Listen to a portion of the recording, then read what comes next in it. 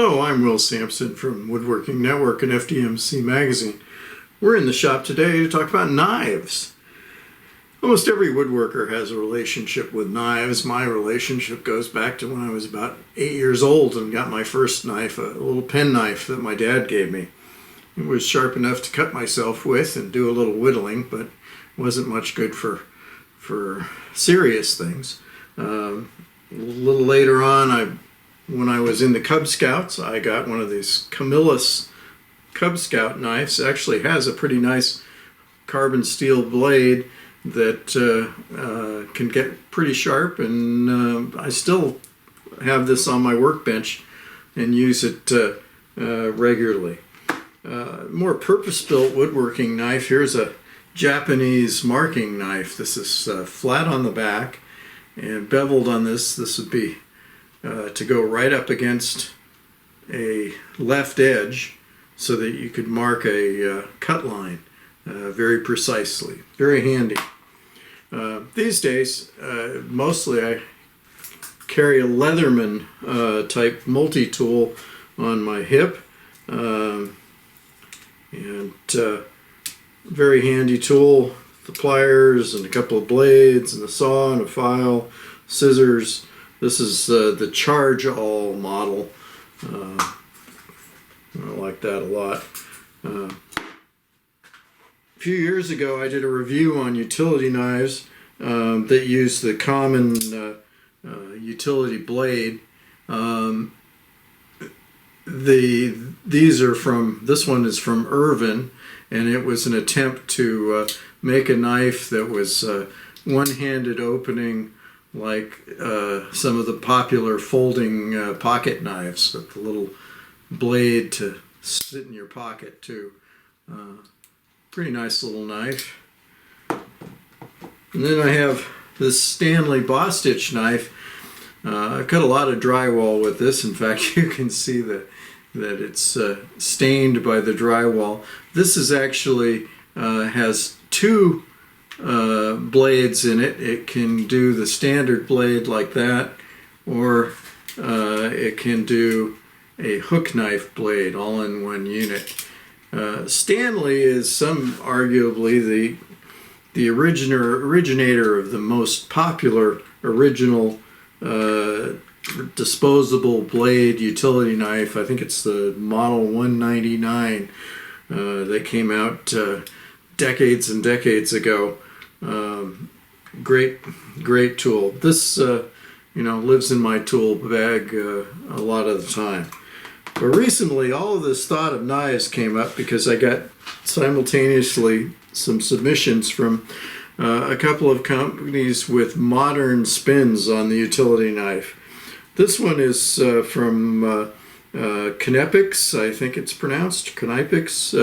Their Cuddix model, and it uses a very thin blade that is a break-off blade, so that you can break off a section and get a fresh edge rather than changing the whole blade. And you can change the blade out when you're done, and it even has a little compartment that carries extra blades in it,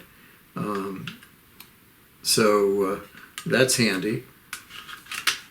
But one of the cool things about this, I mean, this thin blade is kind of flexible, and maybe that's useful sometimes, but when it isn't, it has this back that you can push up to make it more rigid, which is kind of neat. And it's fairly compact and lightweight, easy to carry. Has a loop on there if you wanted to put some kind of a strap on it. But anyhow, Canepix or Canepix, I'm not sure the pronunciation on that one. But neat tool. The folks at ToughBuilt sent me two knives. This one is probably, if you do paint work, is one to consider. It's both a scraper and a cutting knife. It also has a built-in pry tool to open like a can of paint with. The way this works is there's a spring-loaded button. You push it up and it locks, and you have your standard knife. You push it again all the way to the top, and the knife flips over and becomes a scraper.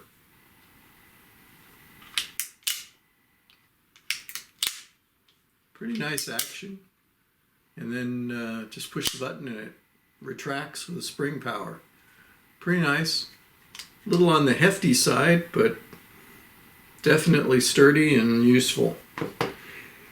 Kind of chuckled at this one. They call this the ToughBuilt Reload utility knife. If you're familiar with reloading a semi-automatic pistol, you will feel right at home with this knife. It has a regular blade that comes out like that, but it has this button that is the mag release, kind of like a pistol. And then you can change mags, and you can have a different kind of blade, a hook knife.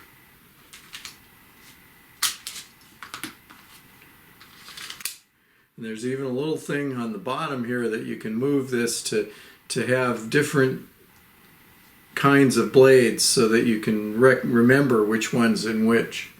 Just a little reminder button.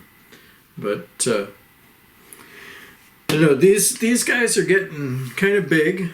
I like the smaller and lighter a little bit, but knives are a really personal thing, and what works for one person doesn't work for everybody else.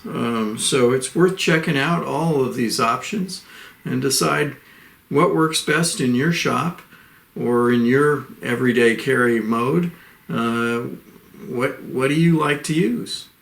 I'd love to hear comments about what knives you think are most useful in and out of the shop.